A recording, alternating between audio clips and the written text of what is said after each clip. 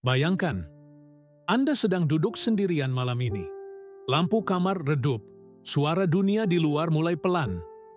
Tapi di dalam hati, ribuan suara tidak mau diam. Pikiran tentang masa depan, tentang besok, tentang pekerjaan, tentang anak-anak, tentang bagaimana Anda akan bertahan. Kekhawatiran itu menekan, seperti bayangan gelap yang merayap tanpa henti. Dan mungkin, tanpa Anda sadari, doa Anda selama ini bukanlah kata-kata yang keluar dari bibir, tapi desahan panjang di dada yang berat. C.S. Lewis pernah berkata, kekhawatiran tidak menghilangkan kesedihan hari esok, hanya merampok kekuatan hari ini. Kata-kata itu menusuk, bukan? Karena kita semua tahu berapa banyak waktu yang hilang hanya karena kita duduk dan menimbang-nimbang hal yang bahkan belum terjadi. Jangan tutup video ini, mungkin ini adalah jawaban dari doa yang belum Anda ucapkan. Mari saya ajak Anda berhenti sejenak. Tarik napas. Dengarkan dengan kerendahan hati, karena kebenaran yang akan Anda dengar bisa jadi adalah titik balik dalam perjalanan iman Anda. Bayangkan, masa depan itu seperti kabut tebal di jalan pegunungan. Anda tidak bisa melihat lebih dari beberapa langkah ke depan. Namun, setiap kali Anda melangkah, jalan itu membuka sedikit demi sedikit. Pertanyaannya, mengapa kita begitu ingin melihat 100 meter ke depan, sementara Tuhan hanya memberikan kita cukup cahaya untuk satu langkah? Apakah Anda percaya bahwa justru di situ iman diuji? Iman bukanlah kemampuan untuk meramalkan masa depan, tapi keberanian untuk melangkah ketika masa depan masih samar. Ada dua aku dalam diri Anda. Yang satu penuh kecemasan, selalu ingin mengendalikan segalanya, selalu ingin jawaban instan. Yang satunya lagi adalah jiwa yang diam, yang percaya bahwa Allah bekerja meski Anda tidak mengerti. Setiap pagi, dua aku ini berperang. Dan pagi ini, siapa yang akan Anda beri makan? Mungkin Anda berkata dalam hati, tapi saya hanya manusia. Bagaimana saya bisa berhenti khawatir? C.S. Lewis menjawabnya dengan sederhana. Kita tidak diminta untuk tidak merasakan takut. Kita diminta untuk mempersembahkan ketakutan itu kepada Tuhan. Doa kontemplatif bukanlah pelarian dari realita, tapi menyerahkan realita yang paling menakutkan ke tangan yang lebih besar. Renungkan ini, setiap kekecewaan yang Anda alami sebenarnya adalah bisikan dari Tuhan. Bisikan yang berkata, carilah harta yang tidak bisa dicuri oleh dunia. Dunia ini penuh janji yang rapuh, uang yang bisa hilang, kesehatan yang bisa memburuk, relasi yang bisa retak.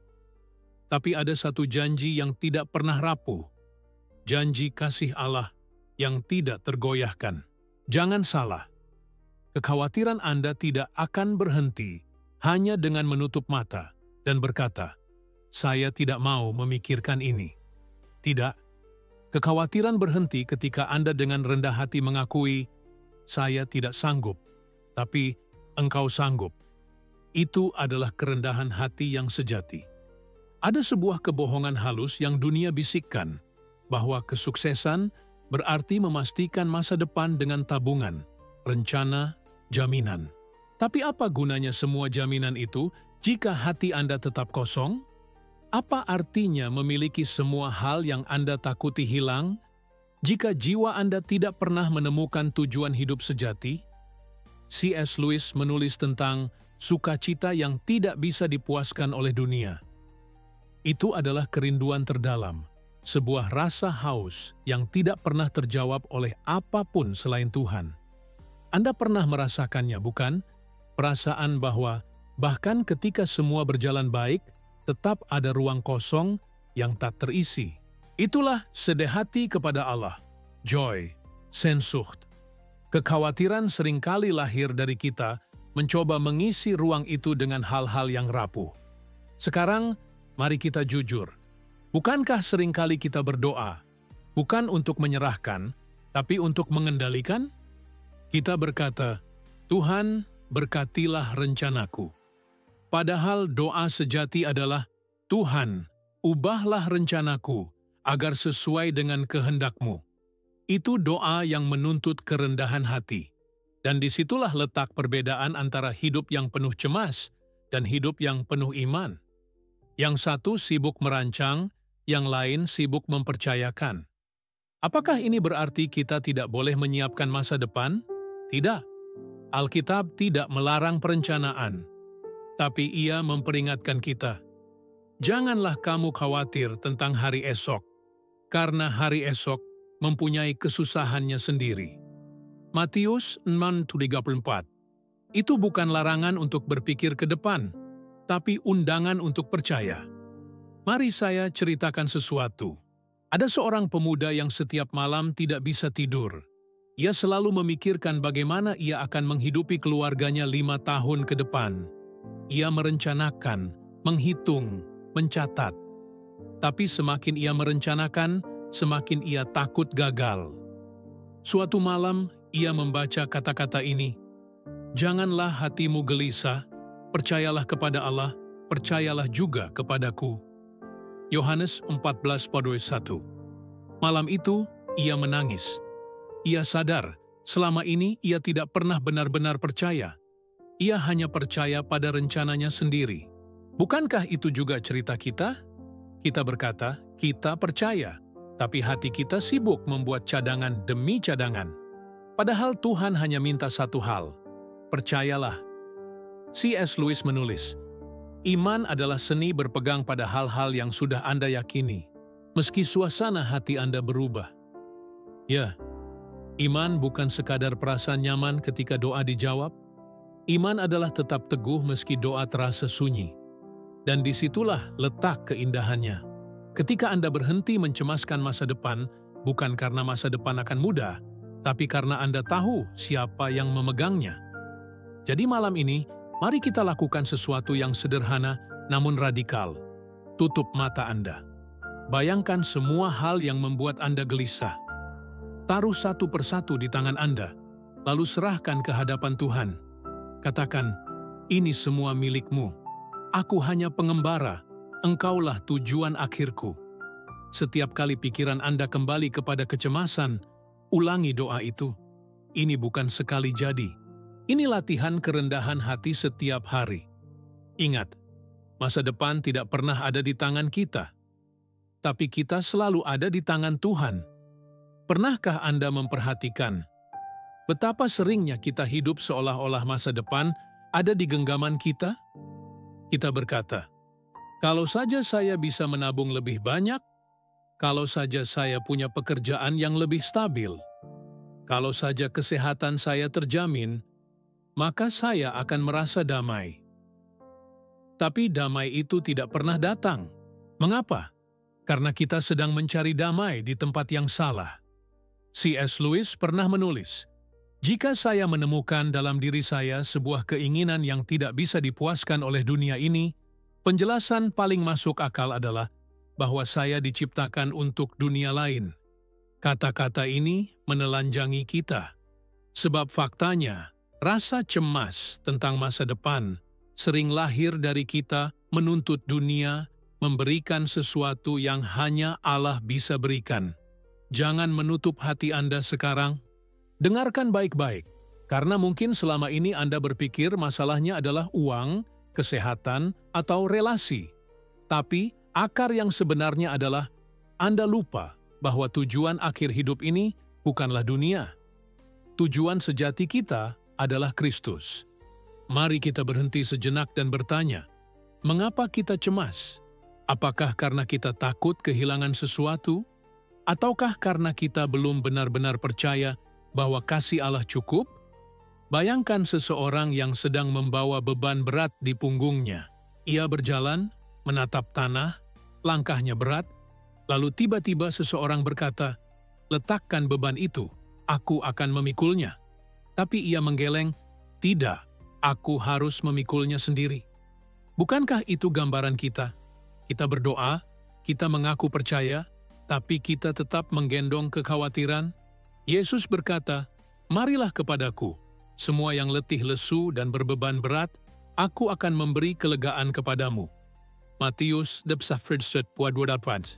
Tapi kelegaan itu hanya nyata jika kita sungguh menyerahkan beban. Dan disitulah letak ujian kerendahan hati. Kita sering berpikir iman itu sekadar perasaan, padahal iman adalah tindakan.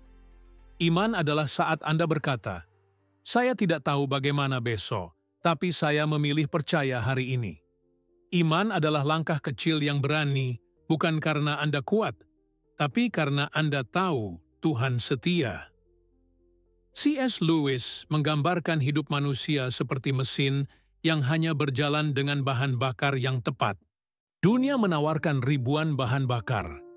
Kesuksesan, relasi, kekayaan, popularitas. Tapi mesin jiwa tidak akan pernah menyala penuh tanpa Allah. Itulah sebabnya, meski kita memiliki segalanya, hati tetap gelisah. Dan kekhawatiran tentang masa depan hanyalah gejala dari mesin yang tidak mendapat bahan bakar yang benar. Sekarang mari saya tanyakan dengan jujur.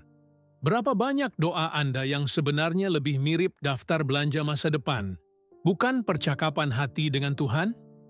Kita berkata, "Tuhan, berikan ini, atur itu, pastikan besok berjalan sesuai rencanaku." Padahal doa sejati adalah, "Tuhan, jadikan aku pribadi yang setia, meski masa depan tak sesuai harapanku." Inilah yang dimaksud dengan doa kontemplatif dan auto-exam, pemeriksaan diri di hadapan Tuhan. Bukan sekadar meminta, tapi berdiam, mendengarkan, membuka luka, mengakui kelemahan, dan berkata, "Ya Tuhan, tunjukkan padaku di mana aku salah berharap." Kekhawatiran sering lahir dari kesombongan yang tersembunyi. Kita ingin mengendalikan, kita ingin memastikan. Tapi C.S. Lewis memperingatkan, kesombongan adalah akar dari semua dosa. Ya, bahkan kekhawatiran pun bisa menjadi cermin kesombongan, karena kita ingin mengambil peran yang hanya milik Tuhan. Sekarang, mari kita balikkan cara pandang. Apa yang terjadi jika kita benar-benar berhenti berusaha menguasai masa depan dan mulai hidup dalam iman hari ini? Bayangkan, setiap kali kekhawatiran datang, kita menjawab, "Aku tidak tahu besok, tapi aku tahu Engkau memegangku." Apakah tidak itu kebebasan sejati? Saya ingin Anda merasakan ini sekarang. Tutup mata Anda sebentar. Rasakan napas Anda. Dengarkan detak jantung Anda. Itu adalah tanda bahwa Allah masih memberi hidup. Jika Ia memelihara detik ini, bukankah Ia juga memelihara hari esok? Ada pepatah kuno yang berkata, burung tidak pernah menanam, tapi Tuhan selalu memberi makan. Burung tidak punya rencana pensiun, tapi setiap pagi mereka bernyanyi. Mengapa kita, manusia yang diciptakan menurut gambar Allah, justru lebih gelisah daripada burung? Mungkin karena kita lupa bernyanyi, kita lupa bersyukur, kita lupa percaya. Kekhawatiran adalah pencuri. Ia mencuri sukacita hari ini dengan bayangan yang bahkan belum tentu nyata. Betapa sering hal yang kita takuti ternyata tidak pernah terjadi. Tapi kita sudah kehilangan tidur, tawa, bahkan doa karena takut akan bayangan itu. Di titik ini, Anda punya pilihan. Terus memelihara kecemasan atau mulai memelihara iman. Ingat, ada dua aku dalam diri Anda. Yang satu berteriak panik, yang lain berbisik lembut.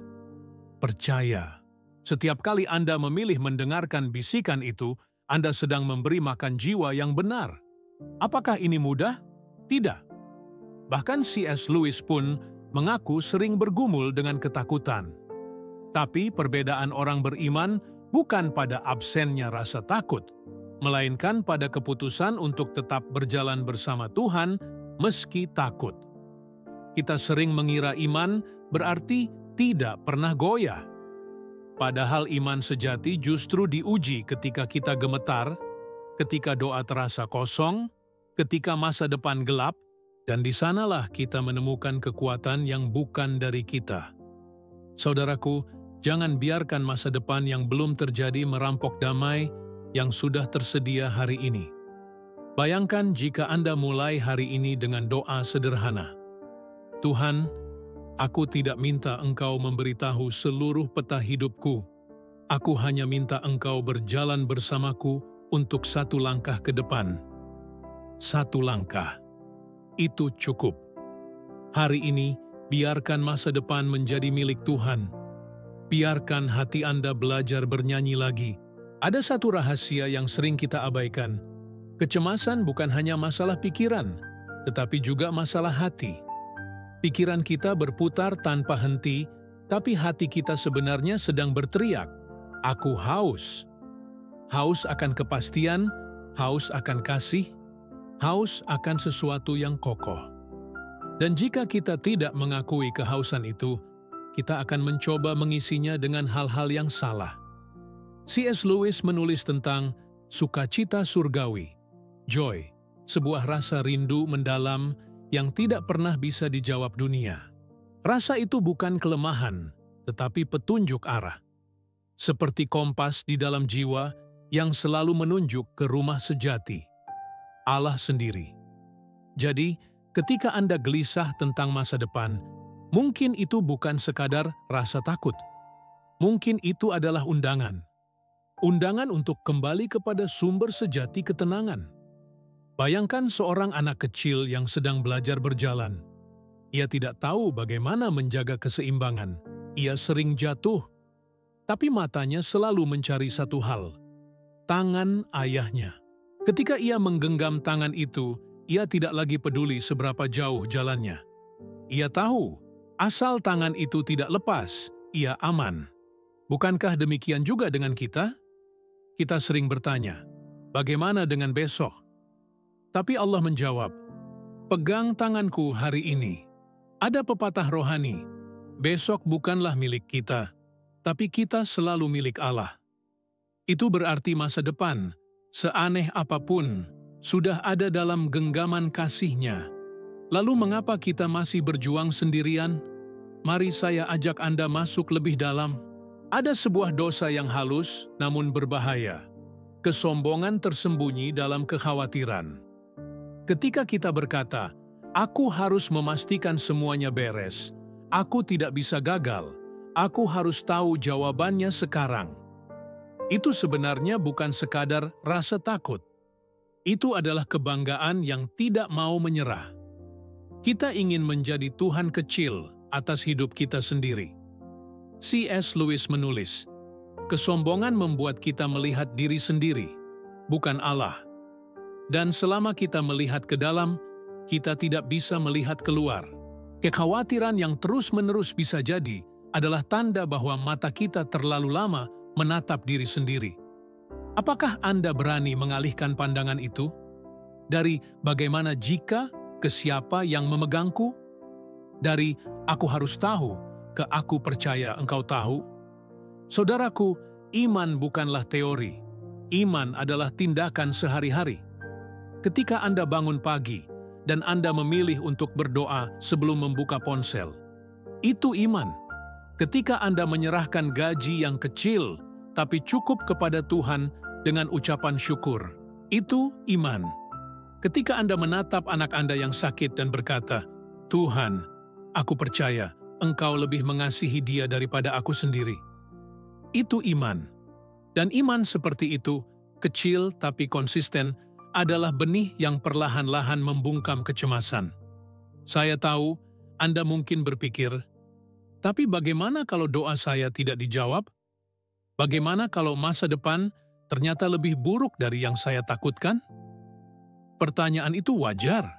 Bahkan Yesus di Getsemani berdoa, jika mungkin, biarlah cawan ini lalu daripadaku. Tapi ia menambahkan kata-kata yang mengubah segalanya. Namun bukan kehendakku, melainkan kehendakmu yang jadi. Itulah iman sejati.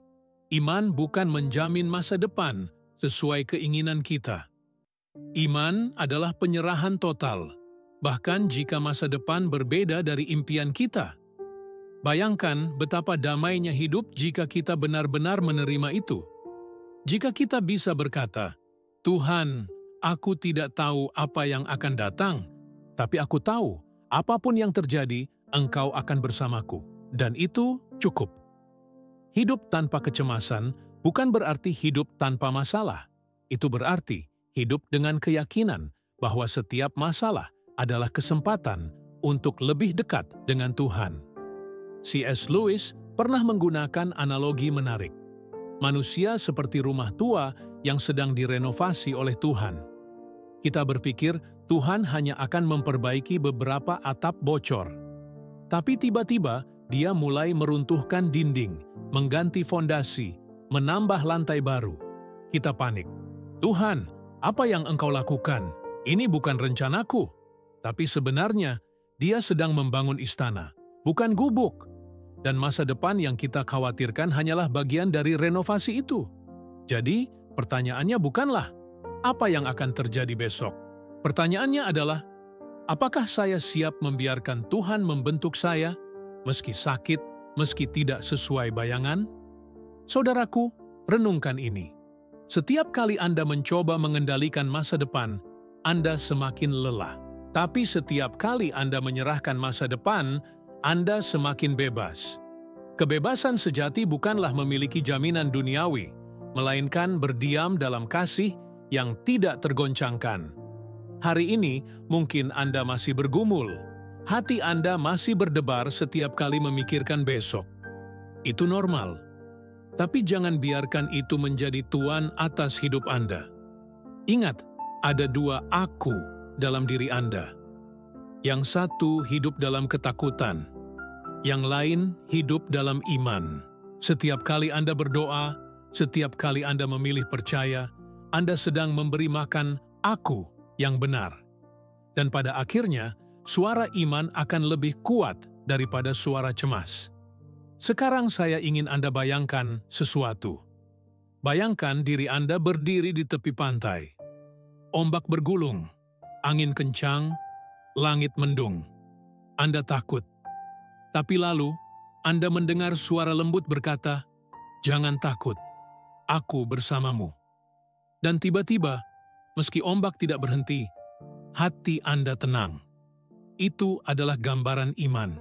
Bukan ombaknya yang berhenti, tapi hati Anda yang berubah. Dan itulah undangan Tuhan untuk Anda hari ini. Berhentilah mencemaskan masa depan. Mulailah berjalan bersama Dia, langkah demi langkah. Mari kita sampai pada inti dari semua ini.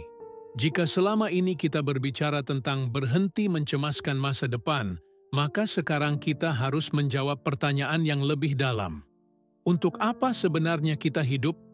C.S. Lewis pernah menulis, Tuhan tidak memanggil kita untuk menjadi sedikit lebih baik. Ia memanggil kita untuk mati terhadap diri yang lama, agar kita dilahirkan kembali dalam Kristus. Kata-kata ini keras, tapi penuh kebenaran. Sebab alasan utama kita mencemaskan masa depan adalah karena kita masih terlalu melekat pada aku lama, yang ingin segalanya terkendali, aman, sempurna menurut versi dunia. Padahal tujuan hidup sejati bukanlah keamanan duniawi, tetapi keserupaan dengan Kristus. Bayangkan ini, di dalam diri Anda ada dua rumah. Yang satu adalah rumah rapuh, penuh retakan, dibangun di atas pasir. Yang satunya lagi adalah rumah kokoh, dibangun di atas batu karang iman. Setiap kali Anda memilih kecemasan, Anda sedang menaruh bata di rumah yang rapuh. Tapi setiap kali Anda memilih percaya, setiap doa sederhana, setiap kerendahan hati, Anda sedang membangun rumah di atas batu karang. Pertanyaannya, rumah mana yang sedang Anda bangun? Yesus berkata, "Jangan kamu mengumpulkan harta di bumi, di mana ngengat dan karat merusakkannya, dan di mana pencuri membongkar serta mencurinya. Tetapi kumpulkanlah bagimu harta di surga." Matius 6:20. Masa depan duniawi tidak pernah pasti, tapi masa depan surgawi tidak ada seorang pun yang bisa merebutnya. Jangan lupa, setiap kekecewaan yang Anda alami hari ini adalah undangan. Undangan untuk berhenti berharap pada dunia dan mulai berharap pada Kristus. Mari saya ajak Anda merenung dengan jujur. Mungkin saat ini Anda sedang takut kehilangan pekerjaan, atau Anda gelisah tentang kesehatan, atau Anda merasa tidak mampu menjadi orang tua yang cukup baik. Apapun itu, lihatlah ke dalam hati Anda. Bukankah ketakutan itu berakar pada satu hal? Anda belum sungguh-sungguh percaya bahwa Allah lebih besar dari masa depan. Dan inilah momen yang bisa mengubah segalanya.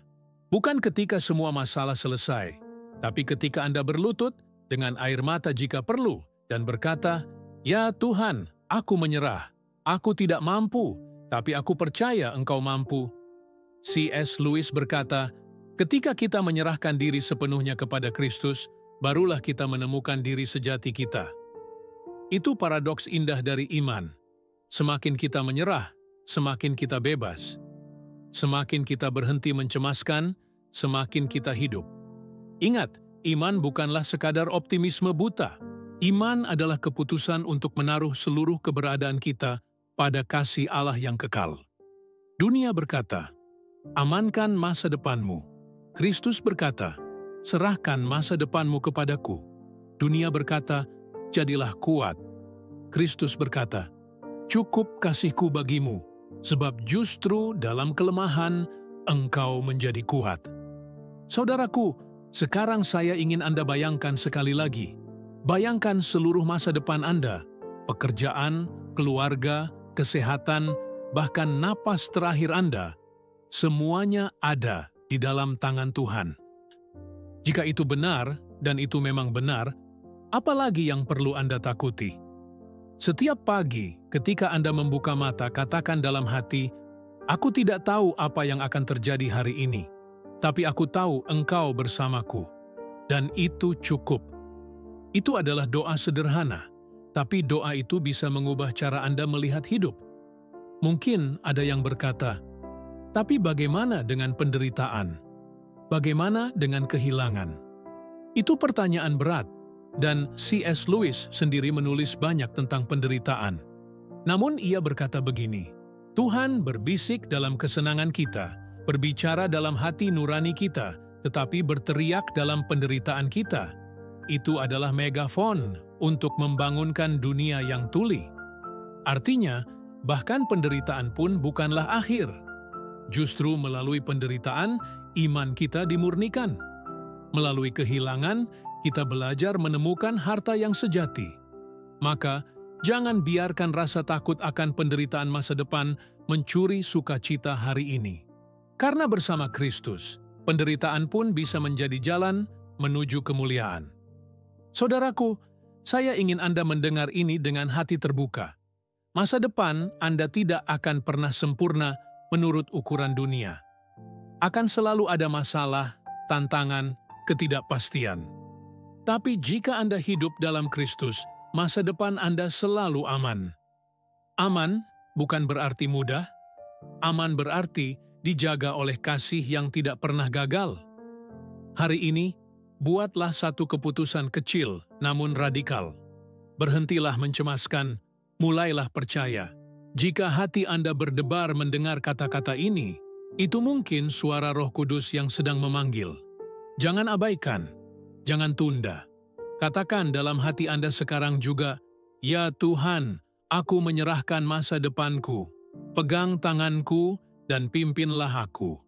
Itu doa sederhana, tapi doa itu bisa menjadi titik balik seluruh hidup Anda.